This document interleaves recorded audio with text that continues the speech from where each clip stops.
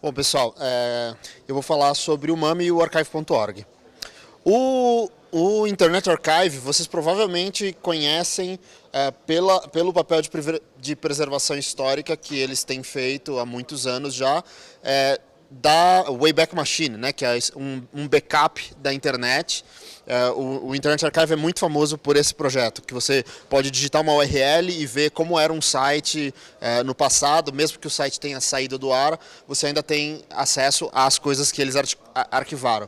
Não significa que tem tudo, mas eles tentam arquivar o máximo que eles conseguem do conteúdo da internet, para mesmo depois que os sites estão fora do ar, você ainda conseguir ver, ou até mesmo versões antigas de websites, né? Mas além do Wayback Machine, o Internet Archive também tem outros projetos, todos seguindo essa linha de preservação histórica. Uma das coisas que o Internet Archive arquiva também são textos. Então você tem vários tipos de texto de livros, um trabalho parecido talvez com o Google Books, onde eles fazem escaneamento de livros em domínio público, etc. Outro tipo de material que eles têm que é muito interessante é multimídia, vídeo. Por exemplo, eles começaram a gravar todas as divulgações, todas as transmissões de televisão pública, e eles começaram a gravar isso antes do 11 de setembro. Então você tem, na verdade, uma cobertura completa de como foi no momento, todo aquele período do 11 de setembro, você tem isso em vídeo preservado, como foram aqueles momentos e como foi a cobertura da mídia e como isso evoluiu ao longo dos dias logo após, né? Então é bem interessante esse arquivo de TV pública também que eles fazem. E vários outros tipos de mídia também. Você pode ver que tem várias categorias de vídeo que eles preservam. Eles também têm um acervo de áudio, né? Por exemplo, músicas de artistas que resolveram publicar álbuns livremente na internet, arquivo de disco de vinil, outras mídias mais antigas que naturalmente se corroem e se deterioram, então eles fazem esse trabalho de arquivamento. Como o Internet Archive se reconhece como uma biblioteca online, né? Então eles fazem todo esse trabalho de preservação. Livros para surdos, sinto muito, para cegos. Eu vou falar sobre surdos depois por causa de um equipamento que eu me confundi. Mas livros para cegos em braille, ou versões em áudio de livros, né? Acervo de imagens, como algo parecido com talvez um Flickr ou o Wikimedia Commons. Eles têm também um acervo grande de imagens.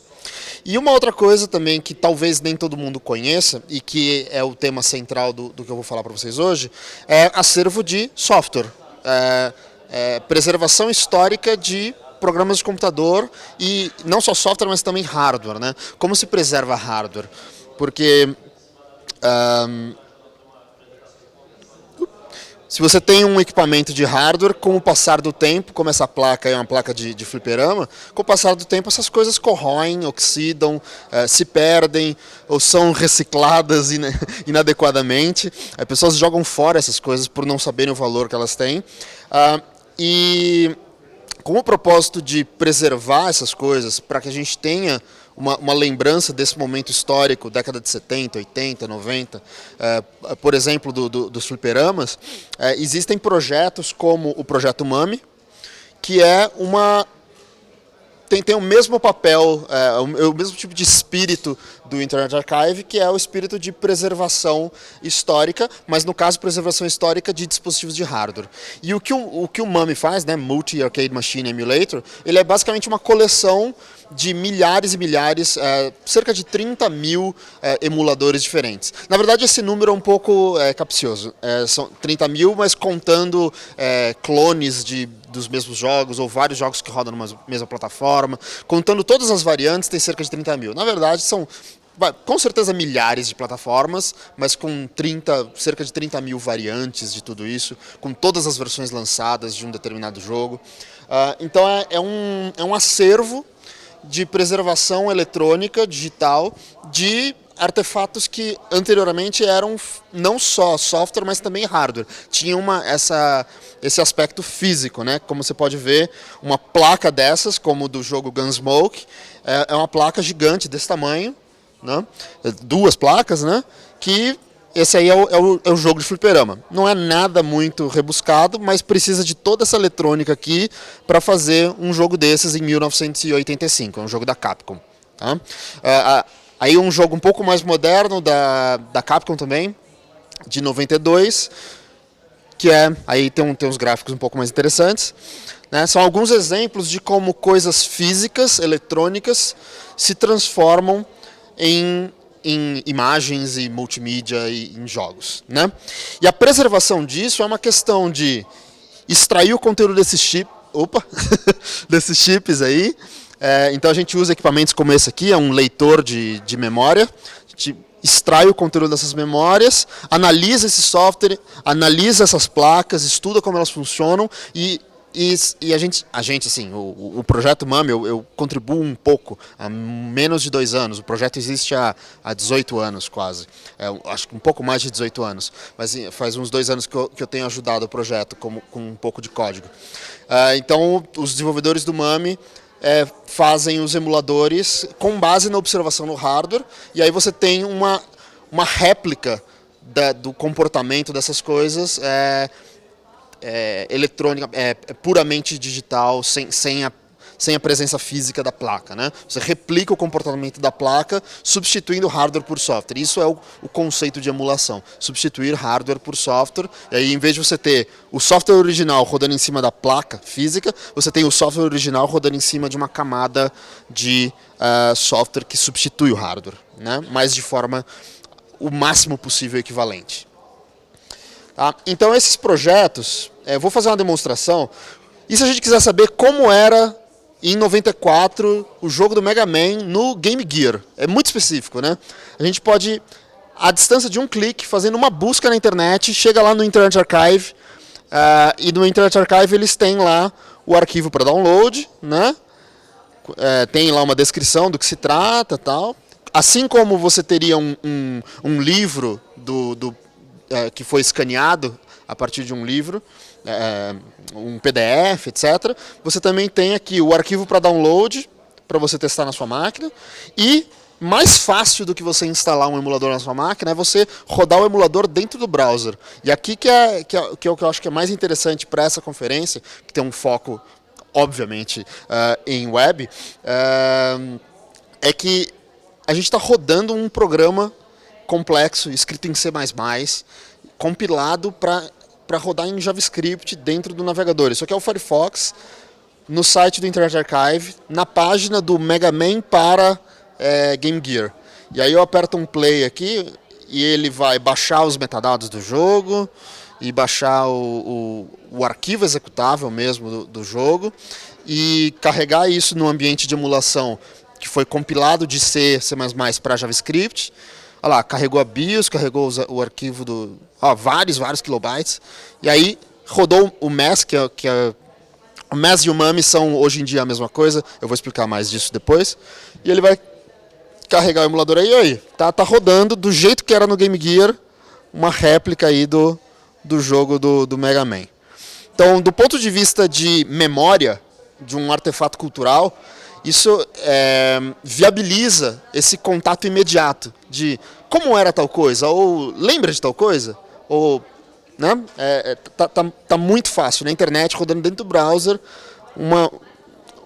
um aplicativo, um programa de forma interativa. Olha, tem áudio também, eu não estou mostrando o áudio, mas enfim, é um jogo de videogame. Tá?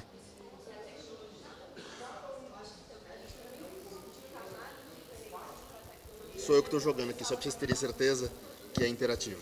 Né? Tá. Bom,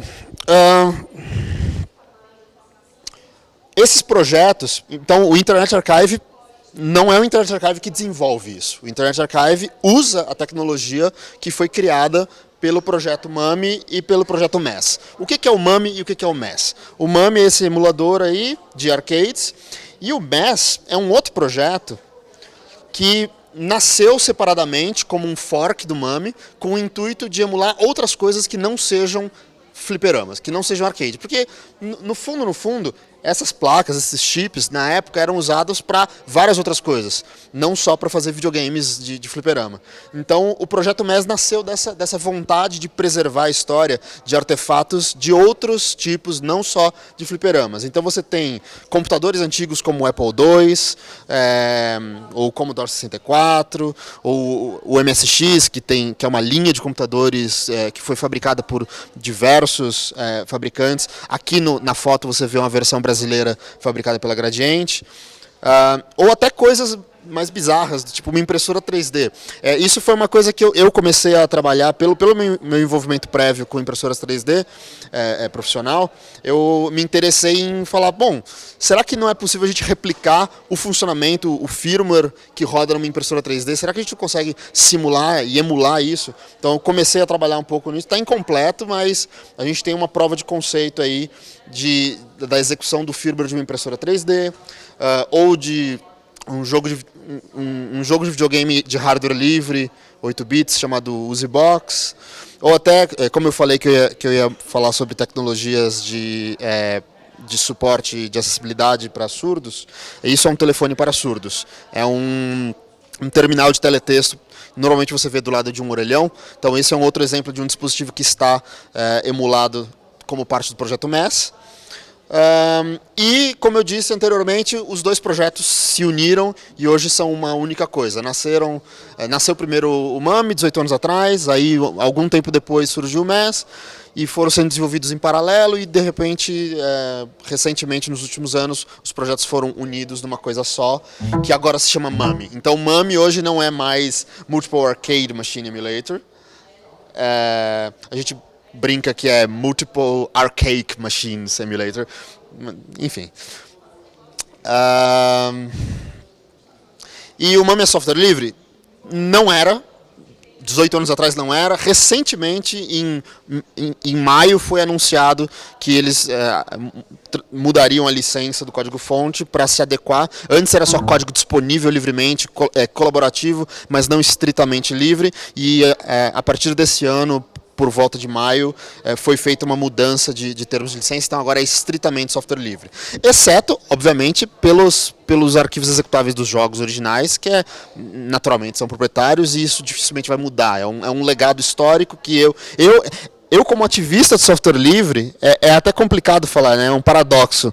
Eu, como ativista de software livre, promovendo o uso de sistemas 100% livres, como o Linux Libre, que é esse mascote do pinguinzinho aí limpinho, porque ele é justamente uma variante do kernel que não possui blobs proprietários, né? Não possui firmwares proprietários no kernel. Então eu advogo em prol dessa causa da liberdade do usuário e, ao mesmo tempo, trabalho num projeto que carrega aí milhares e milhares de binários proprietários. Então, parece um certo paradoxo, né, do ativismo, mas, na verdade, é uma compreensão de que um artefato cultural não é uma coisa que você não põe fogo em livros, só porque são livros sobre coisas que você discorda.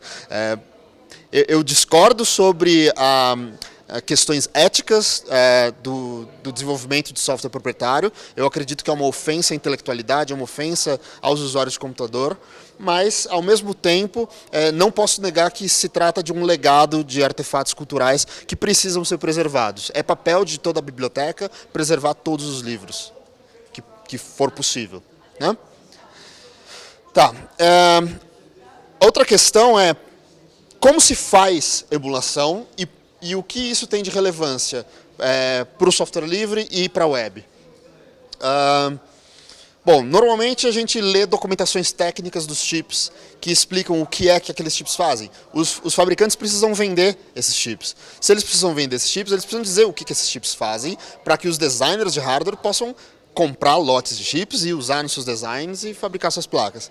Entretanto, existem acordos de segredo, às vezes, onde os datasheets, que são esses manuais técnicos, não são disponibilizados ao público geral, são disponibilizados apenas para determinados fabricantes. Então, na ausência dessa documentação, nós ficamos de mãos atadas para entender o que o hardware faz. E quando a gente não consegue entender o que o hardware faz, é algo muito perigoso, porque se a gente depende do hardware para fazer coisas do nosso cotidiano, e ele é basicamente uma caixa preta, secreta, existe um problema, né? Então, a saída típica é engenharia reversa. Aí tem uma foto de um chip de um lado e o mesmo chip corroído com ácido para olhar no microscópio e fazer coisas mais agressivas para extrair a informação e ganhar novamente o controle sobre os dispositivos quando esse controle é negado. Obviamente, esse é um caminho que a gente não gostaria de ter que usar, mas a gente acaba usando porque não há sempre colaboração dos fabricantes. Então, a questão do Linux livre, a questão do software livre basicamente hoje, esse é um dos maiores problemas para o software livre hoje.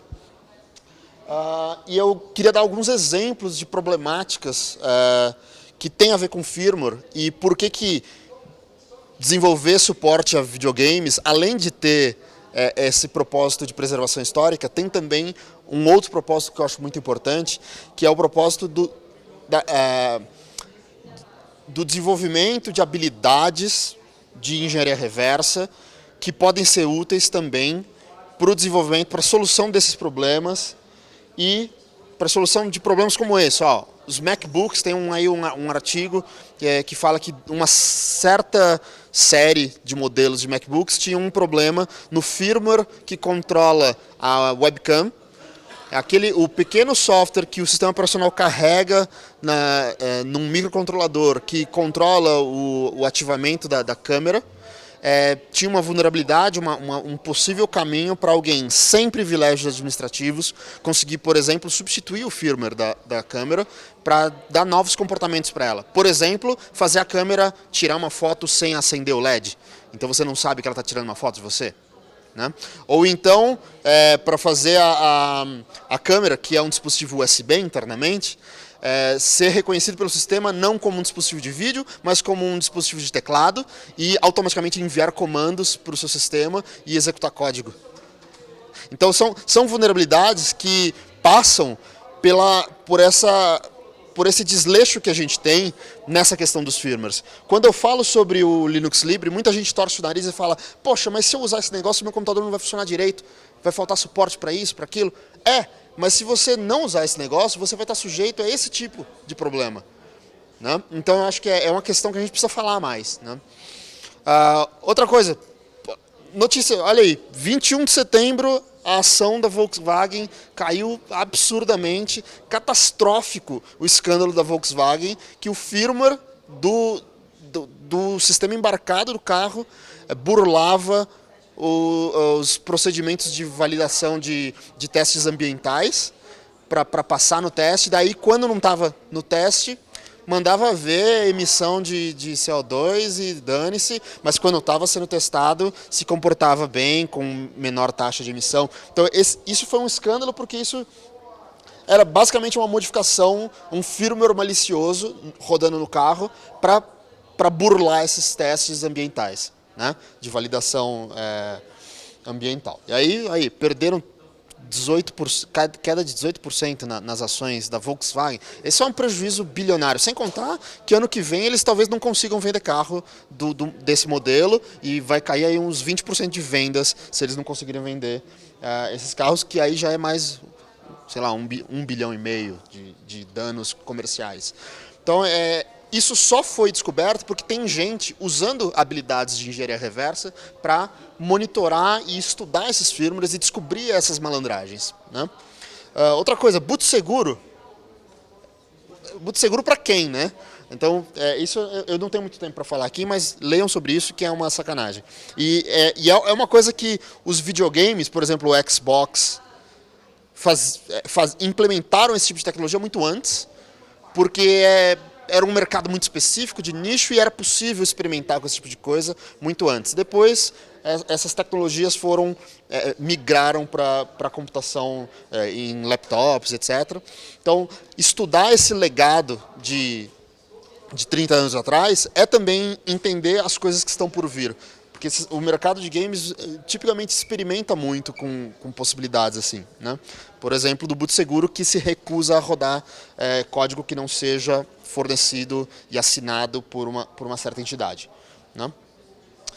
E, é claro, aqui falando sobre a web das coisas e a internet das coisas, eu costumo chamar de Internet of Threats, onde você tem milhares de dispositivos conectados à internet, rodando firmwares proprietários, rodando sistemas que você não entende por completo, estão, na verdade, pondo em risco. Isso é uma coisa que a gente precisa pensar muito. O que a gente vai fazer quando a gente tiver mais dispositivos do que gente ligados na internet e compartilhando nossos dados e fazendo uso promíscuo dos nossos dados. Então, essa é uma questão que é evocada por esse debate, né? Bom, toda essa mágica de rodar um emulador dentro de um navegador é feita por meio dessa técnica chamada transpilação. Você basicamente tem um compilador que pega o código-fonte em C ou C++ e compila ele não para a arquitetura de um processador nativo do seu sistema, não para rodar no seu x86, no seu ARM, etc., mas para rodar um bytecode mínimo, um subset da linguagem JavaScript, feito para ser otimizado e para ser usado como uma espécie de bytecode, como se fosse um código de máquina para uma máquina virtual, né? Então a mágica está aí. A mágica é a transpilação de C++ para JavaScript.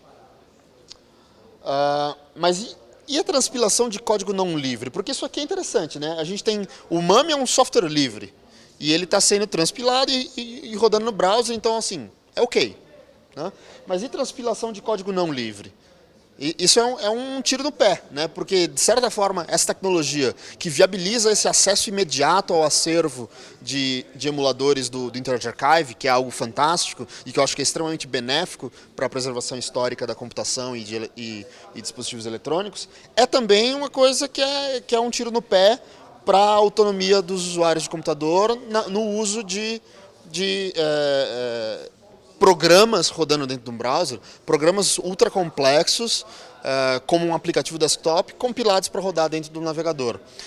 Eu acredito que, apesar de ser possível desfazer isso, não acredito que seja adequado. Acho que em detrimento da liberdade dos usuários, essas coisas estão sendo feitas e a gente tem que ter muito cuidado para não passar a depender de aplicações ultra complexas e proprietárias, onde a gente não tem controle sobre o que elas fazem, e mais, aplicações que por padrão estão conectadas na rede, né? Porque se ela roda no browser, ela tem acesso direto à rede, ela faz o que quiser de forma secreta e ainda manda seus dados sei lá para onde. Então é bem problemático o uso dessas tecnologias para coisas proprietárias, né? Então, enquanto o MAME você pode rapidamente ver usar aquela compilação do MAME rodando no browser, se você quiser fazer qualquer tipo de experimentação, modificação, etc., o código do MAME está no GitHub, você baixa e compila na sua máquina e você tem todo o controle. É uma instância transpilada, mas ela não tira a tua liberdade de pegar e ter um binário ou um pacote do seu sistema operacional pré-compilado, ou mesmo pegar o código-fonte e compilar você mesmo. Então acho que isso é muito importante, fazer essa distinção de quais são os bons usos e quais são os usos não aceitáveis, do ponto de vista de valores éticos mesmo, né? E aí eu queria aproveitar que eu estou aqui para fazer a minha crítica, e é uma crítica que eu acho que pouca gente vai aceitar, mas é uma crítica que eu faço questão de fazer. Eu acho que o design da web é um design quebrado, é um design ruim para os usuários. Ruim para a liberdade dos usuários de computadores, ruim para a autonomia no uso das máquinas. JavaScript, na minha concepção, do jeito que é desenhado o sistema de um web browser, com um servidor entregando JavaScript pela rede, é basicamente o que, na segurança da informação, se chama de execução de código arbitrário. Você não sabe o que você está executando. Por mais que você tenha um projeto feito em JavaScript, que tem um repositório no GitHub, licenciado com uma licença livre, não significa que você está rodando aquela versão na hora que você entra em determinado site. Você pode estar rodando uma versão diferente que se passa por a mesma versão, mas você não tem como saber, porque a carga do JavaScript é feita na hora que você requisita a página. Na hora que você pede a página, o servidor te manda um JavaScript. Então pode ser qualquer coisa. Inclusive, pode ser qualquer coisa só para você. Para todos os outros usuários, pode ser a coisa autêntica, que está lá no GitHub, pode ser o software validado, homologado, mas para você, que é o alvo de um ataque, o servidor pode ver pelo fingerprint do seu browser, pelo conjunto de todas as versões de plugins e a versão do seu navegador, seu user agent. Com esse monte de informação ele consegue formar o que a gente chama de um browser fingerprint, que identifica unicamente você. E tem um projeto da Electronic Frontier Foundation que descreve isso, chamado Panopticlick. Eu acabei esquecendo de colocar um slide do Panopticlick, que eu acho que é muito útil se vocês puderem dar uma olhada no Panopticlick. Que ele fala justamente sobre isso, técnicas de identificar um usuário. E uma vez que você sabe que aquele usuário, mesmo não estando logado, você sabe que ele é ele, você pode fazer um ataque direcionado para ele. E só para aquele cara mandar um JavaScript malicioso que vai fazer qualquer tipo de sacanagem. Né? Então, isso é um problema estrutural da forma como os navegadores funcionam, onde você não tem controle sobre o que você está executando. Tá? Mesmo que você abra uma página, olhe o código-fonte, tire um checksum, no dia seguinte você pode entrar e ele pode te entregar outra coisa. Tá? Bom, para o futuro, coisas que eu vejo de interessantes para o MAME e para o Internet Archive nessa questão de emulação, coisas que o MAME não tem ainda e que eu acho que seria muito legal, muito útil, seria o uso de scanners 3D para pegar esses dispositivos antigos, por exemplo, o Apple II. Tem vários modelos de Apple II, foi clonado até não poder mais. No Brasil tem modelos brasileiros de Apple II, tem modelos de tudo quanto é canto, de clones desse hardware. E a execução do software em si, tipicamente é a mesma coisa. Tipicamente o fabricante troca o nome da marca, o modelo é trocado lá na ROM para aparecer na tela de boot o nome do fabricante, mas fora isso, grande parte do sistema é idêntico, porque é um clone. Né? Mas, do ponto de vista de preservação histórica, tem uma coisa que a gente não preserva ainda, que é a estrutura, o aspecto visual da carcaça desses equipamentos. Né? Como que eles são esteticamente. E nisso existe uma variabilidade maior. Então, eu imagino que os colecionadores e os museus de computação poderiam começar a trabalhar num projeto de escaneamento 3D dos seus acervos de equipamentos, e esses modelos 3D podem ser incorporados num ambiente virtual, um ambiente de emulação, onde, por exemplo, nessa cena aqui tem um monitor, 2 drives de disquete e um Apple II. Nesse monitor, aquele tubo de raios catódicos ali, o CRT, né, ele tem a imagem, e aquela imagem é a imagem do que está sendo emulado. Seria muito interessante você rodar a emulação, aí a emulação gera um buffer de vídeo, e esse buffer de vídeo você aplica como uma textura em cima do modelo tridimensional de um CRT com essa carcaça desse modelo de monitor do Apple II. Né? E isso gerar uma experiência de usuário muito mais fiel do ponto de vista de lembrança da preservação desse legado, né? Desse acervo de equipamentos. E aí, como seria isso na web? Porque hoje em dia, o MAME compilado para rodar em JavaScript, né, transpilado, né, ele usa alguma API gráfica para plotar pixels na tela, e isso é, de certa forma, traduzido pelo transpilador com alguma API gráfica da web para plotar coisas no Canvas, e alguma coisa gráfica ele usa para gerar essas imagens dentro do navegador com base no status de execução do software emulado. Para o 3D, a aplicação nativa naturalmente usaria algo, provavelmente OpenGL. Não está claro para mim se já existe uma ponte de transpilação entre OpenGL e WebGL, mas me parece o caminho natural, que se uma aplicação é feita com uma API de OpenGL, na hora que você faz uma transpilação dela de C++ para JavaScript, naturalmente no ambiente do browser, a tecnologia web para fazer renderização 3D seria o WebGL. Né? Então isso é uma coisa que eu acho que é promissora, não vi ninguém fazendo ainda, talvez eu mesmo tenha que fazer, talvez eu consiga juntar, sei lá, um financiamento de projeto de pesquisa, talvez ou alguma parceria com algum museu, mas isso é uma coisa que eu acho que precisa ser feita, porque é uma parte da história dos dispositivos eletrônicos que não está sendo bem documentada. Tá? E seria benéfico também, e se isso pudesse ser imediatamente disponibilizado na web, melhor ainda. Se você puder ter a mesma experiência que você tem hoje no Internet Archive para executar um jogo de arcade, você puder ter para rotacionar uma cena 3D com um objeto e vendo ele em funcionamento, isso seria fantástico, do ponto de vista de acessibilidade desse acervo também. Não adianta você ter um acervo fantástico que ninguém vê porque está escondido, porque está disponível apenas por meio de um emulador que você precisa baixar o código-fonte, compilar e fazer setup de arquivos. A complexidade acaba tornando aquilo inacessível. Então eu acho que isso estar na web é o que torna isso público, de fato, muito mais facilmente acessível. Né? Bom, os slides dessa palestra estão disponíveis no GitHub, nessa URL aí. Vocês podem baixar lá para rever, se quiserem. O meu e-mail de contato está aí, juca@members.fsf.org. Eu queria agradecer e abrir para perguntas.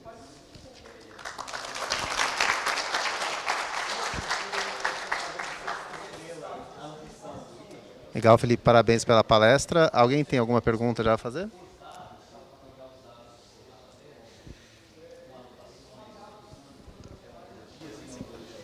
Bom dia. Meu nome é Francisco, tá? Sou professor do Senac. Eu tenho duas dúvidas. A primeira é em relação ao Wayback Machine. Como que é feito esse armazenamento? Porque eu sempre acabo mostrando para os meus alunos, mas sinto dificuldade em explicar como que ele consegue enxergar e muitas vezes até clicar num site da UOL de 96, por exemplo. Né? Eu sei que é feito através de snapshots, alguma coisa do tipo. E a segunda pergunta é como que se trata em relação aos direitos, né? Você mostrou os jogos da Capcom, né? Que são jogos fechados. Tem que pagar alguma coisa para a Capcom? A Capcom exige ou ela libera isso? Não só a Capcom, né? Mas outras, a Sega e tudo mais. Tá. Bom, sobre como o Internet Archive faz o arquivamento do Wayback Machine, eu não trabalho lá, eu não conheço os detalhes internos, tá? Mas o que eu entendo, assim, o que eu imagino até de palestras que eu vi e tal, basicamente eles são um crawler, como o Google, como qualquer outro crawler, e eles ficam o tempo todo visitando hiperlinks e entrando profundamente nas entranhas da internet, da web, e fazendo o arquivamento disso, assim como o Google arquiva para indexar, eles arquivam para preservar. E aí mesmo quando sai fora do ar, eles ainda têm uma cópia. Então não adianta... se eles começaram a fazer as cópias depois que já saiu do ar, eles não vão ter acesso, porque já saiu do ar. Basicamente, eles ficam o tempo todo garimpando e aumentando esse acervo.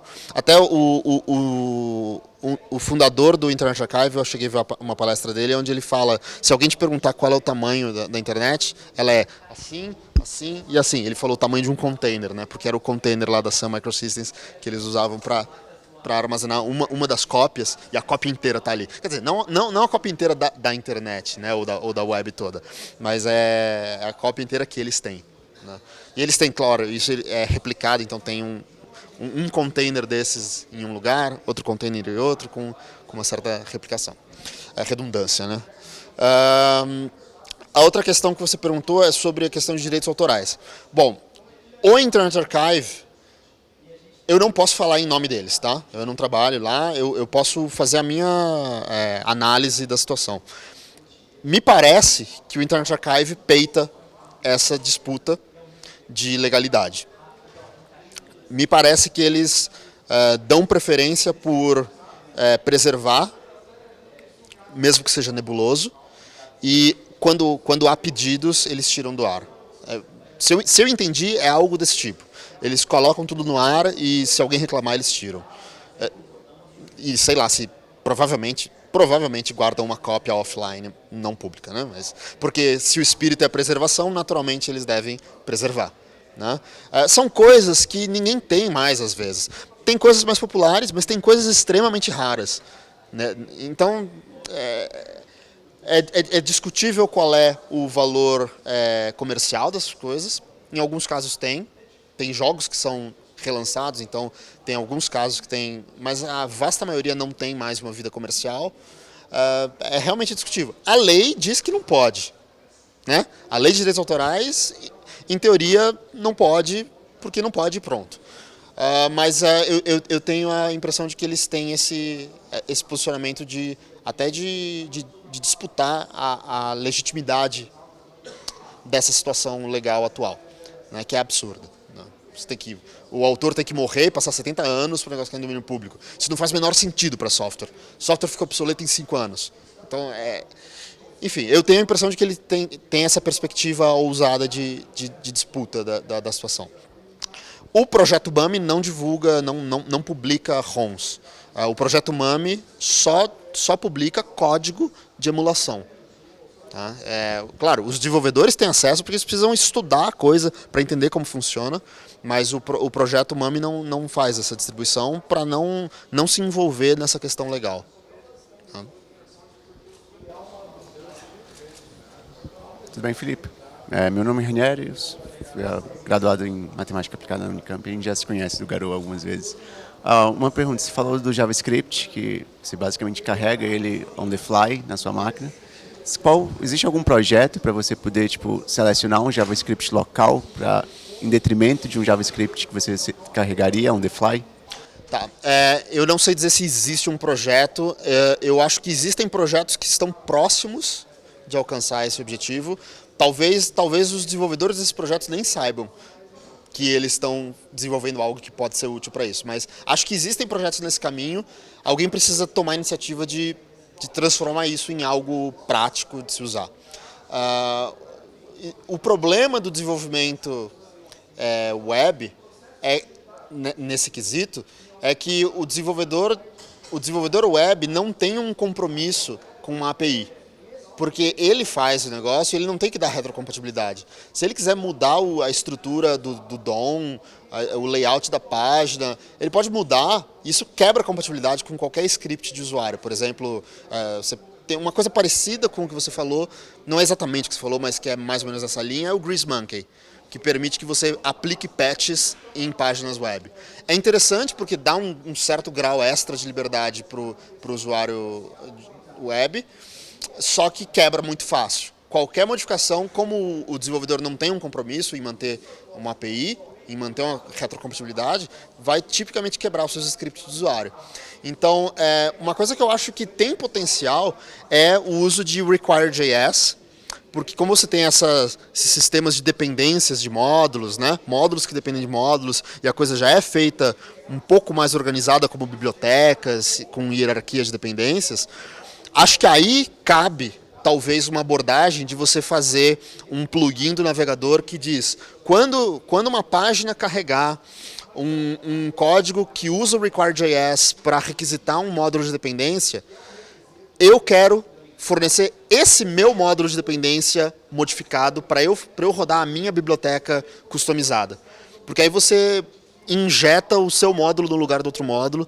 Acho que isso seria uma abordagem interessante, porque os próprios programadores que estão usando o Require.js estão trabalhando na mentalidade de desenvolvimento modular, então eles têm um certo compromisso com essa modularidade, que é o compromisso que eu estava falando que não existe, de APIs. Bom, quando você tem módulos e bibliotecas, você começa a ter essas camadas onde você pode inserir o seu módulo no lugar do módulo que o servidor web te deu. E aí eu acho que a gente começa a ganhar um pouco mais de autonomia de executar o nosso código e não o código que arbitrariamente alguém mandou pra gente. Isso eu acho que é um caminho, eu acho que é o melhor caminho que eu vejo até agora. Pode ter outras melhores ideias e a gente está aberto para conversar sobre isso, que eu quero ajudar a solucionar esse problema. Até comentar, a gente tem ainda um tempinho sobrando, a gente teve imprevisto com o último palestrante, então a gente tem tempinho, eu vou estender um pouquinho a nossa conversa. E eu queria aproveitar para fazer uma pergunta também. Eu notei que o Archive ele já vem até indexando e guardando conteúdos até de sites em Flash. E considerando que daqui a algum tempo não vai ter navegador que vai conseguir navegar num site em Flash e o Archive está aguardando isso, você sabe se existe algum trabalho sendo feito para tentar preservar talvez alguma coisa ou é Flash mesmo, deixa morrer, né? Tá, não, eu acho que a ideia de é ruim, deixa morrer é péssima. Como eu disse, a gente não deve queimar livros, por mais que a gente discorde do conteúdo. Flash é uma porcaria, mas eu acho que do ponto de vista de preservação histórica também é uma coisa a se preocupar. Eu não sei se alguém está fazendo isso, mas agora que você perguntou, e rapidamente pensando sobre o assunto, talvez existem implementações livres da máquina virtual AVM, AVM2, a máquina virtual do Flash, né, como é que era o nome mesmo? Enfim, mas tem alguns projetos de software livre que reimplementam essas máquinas virtuais, como o Ganesh, e eu acho que o SWF-Deck, são algumas máquinas virtuais de Flash que talvez possam ser usadas no futuro quando, por exemplo, a Adobe não estiver mais fazendo o lixo proprietário dela. Pode ser que a gente tenha ainda essas máquinas virtuais livres, porque basicamente uma máquina virtual é um emulador, né? Uma máquina virtual é um emulador por um hardware que não existe. Por exemplo, um código em Java é compilado por um bytecode, esse bytecode é como se fossem instruções de um processador, só que o processador não existe. Então, falar de emuladores e falar de máquinas virtuais é similar. Então, se o MAME pode ser, de forma prática, uma forma de preservação histórica de hardware por meio de emulação, eu acredito que máquinas virtuais livres como o Ganesh, SWF-Deck, etc., podem ser um caminho de preservação de código dessas linguagens com bytecodes, né? Como Flash, como Java, etc. Mais alguma pergunta? Eu queria só adicionar que teve uma vez que estava ouvindo uma palestra de pessoas relacionadas com a área de reprodutibilidade e coisas do gênero. E, se eu não me engano, eles tinham mencionado que eles tinham algum projeto em oferecer via o Wayback Machine alguma alternativa que nem ao Flash. Não é certeza. Tá. Eu posso tentar procurar nos e-mails se legal. eu acho. Não seria nada para agora, mas a longo termo, sim, eles estão pensando nisso. Sim, me parece o caminho natural de se fazer. E tem um outro projeto, aparentemente tem um pessoal trabalhando numa especificação para tornar mais fácil a recuperação disso via Wayback Machine. Você ter uma especificação dizendo, o histórico dessa página está nesse endereço, ou coisa do gênero, que é bem interessante. Como um manifesto. Um manifesto, isso. Um metadado metadados. Isso é bom.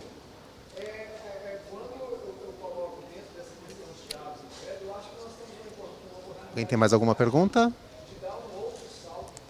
Não? Bom, então, Felipe, queria agradecer a sua participação. Muito obrigado. Obrigado.